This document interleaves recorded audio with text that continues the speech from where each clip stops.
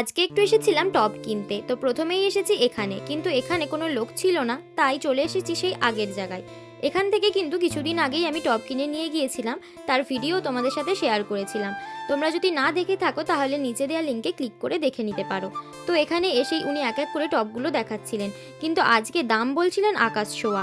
এই ছোট টবগুলো নাকি 40 টাকা করে, আর এই বড়টা 50 টাকা, আর এই গ্লাস টবগুলো নাকি 120 টাকা করে। কিন্তু এই কিছুদিন আগেই আমি এই গ্লাস টবগুলোকে 40 টাকা দিয়ে কিনে নিয়ে গিয়েছিলাম, আর আজকে দাম অনেক বেশি বলছিল, তাই আজকে এখান থেকে কোনো টব না কিনে আমি অন্য জায়গায় চলে এসেছি।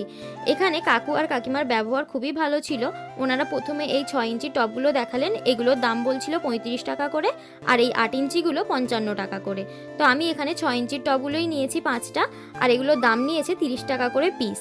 এই দেখো, এই টবগুলোই আজকে কিনে আনলাম, আর দামটা কিন্তু আমার কমই মনে হলো। তোমাদের ওখানে এই 6 ইঞ্চির টবগুলো কত করে নেয় একটু কমেন্ট করে জানিও তো।